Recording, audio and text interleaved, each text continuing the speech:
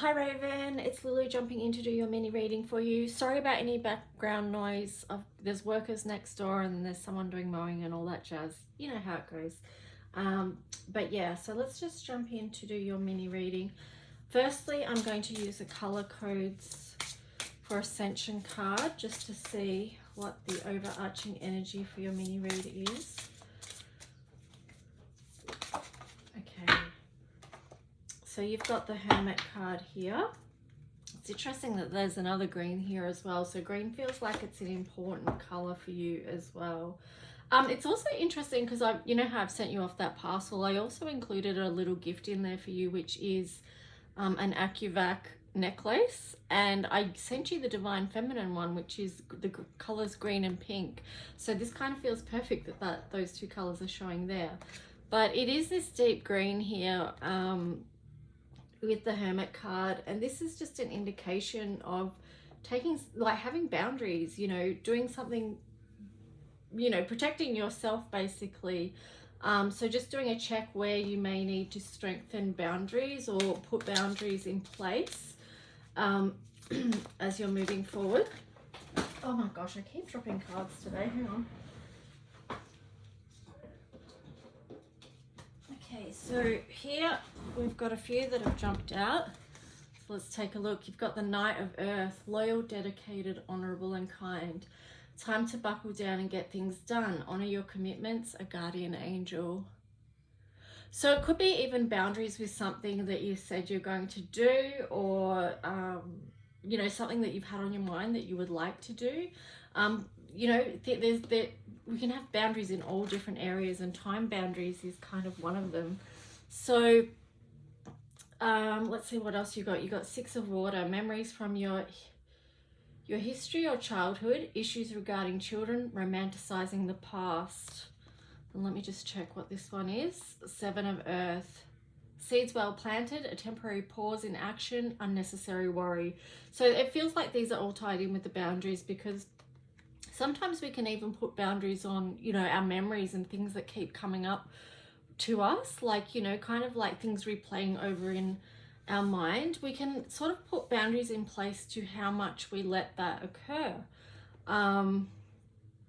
For example, if you know, you had something coming up, and you know that thought isn't helpful for where you want to go, you can, you know, cancel that message and replace it with something new, and in doing so create a new pattern. So just feel into where you might need to put boundaries in your life, and then that, you know, it's a self-care thing, but it also makes space for other things, good things to come into your life as well.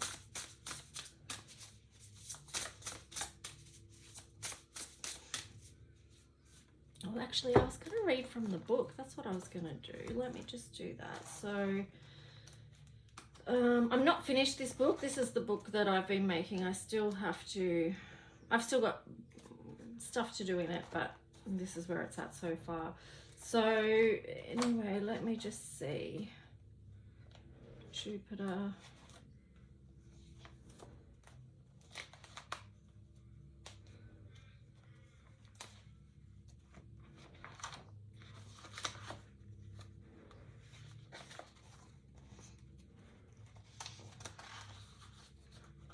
Okay, so I'm going to read you the Hermit.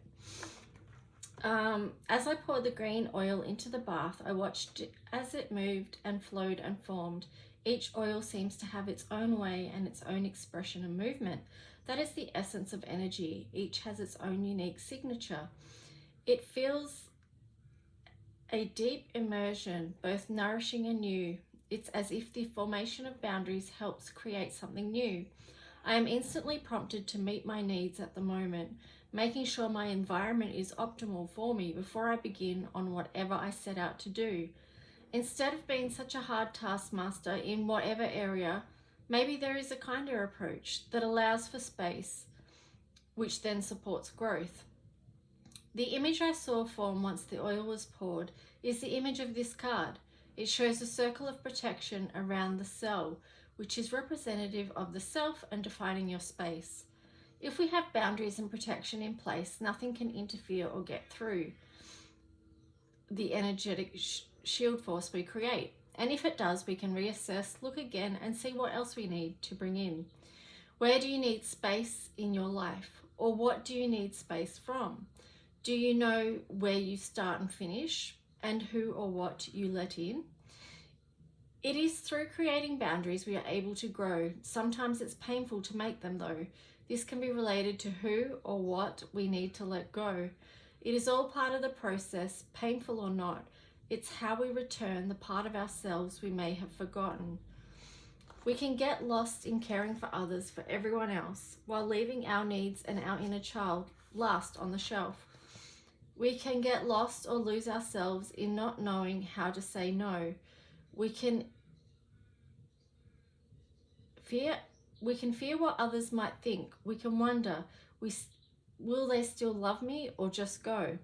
When you stop being there for everyone else and decide at this moment to just choose yourself, you may have received messages in life that made you feel bad or ashamed for daring to think for yourself. However, it is where you can go to claim or reclaim your self-worth. What would it mean if you put yourself first? What would it look like? It may feel lonely at first.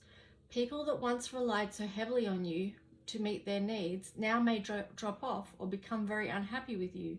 This is because you are changing, and now your whole life is rearranging. You are growing, all the while knowing it's something you must do to claim your own sovereign life and to treasure the soul that is you. There is more to you than being here for others, and so much more for you to discover about yourself and the life you wish to lead, about what gifts you have and how to be free. Free from what harms you the most, free from what's kept you back and stunted your growth.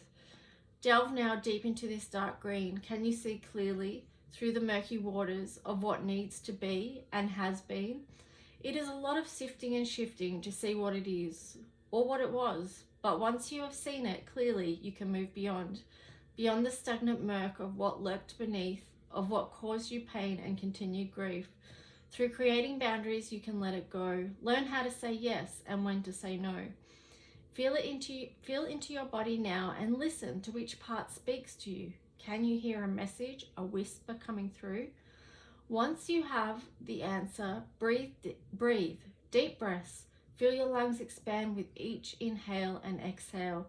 As you deepen this practice, see in your mind's eye your body taking the oxygen to where it needs to go. Ask yourself what your body needs in relation to this part of your body. This is where you begin to listen and create healthy boundaries that match the needs of your body on every level, physically, spiritually, mentally, and emotionally. On all levels, you start to shift into alignment. You are the only one in your adult self that can establish these. The creation of these boundaries leads you to your greatest wealth, which essentially is your overall health and well-being. Without that, there is nothing else. And the key words: boundaries, well-being, health, prioritize self-care, third eye, and body wisdom. So that kind of ties in with your tarot cards we got there. Let's see what else you've got.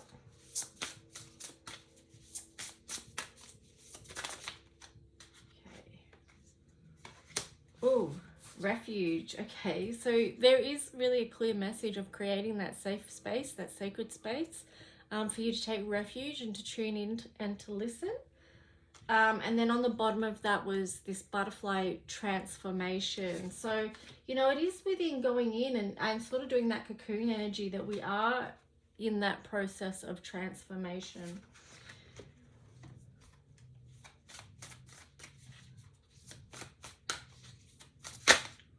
With the angels and ancestors card, you got animal guardian, trust your instincts.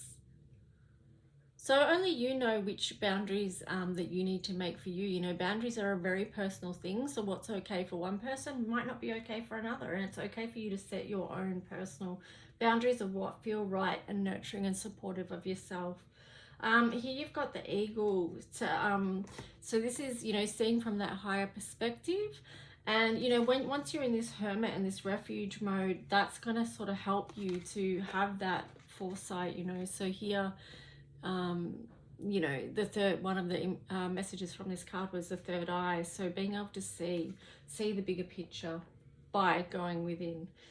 So let's just see.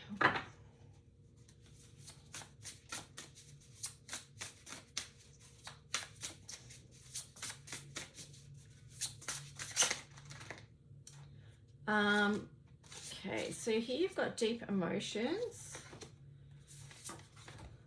Deep emotions, unknown feelings, past life influences.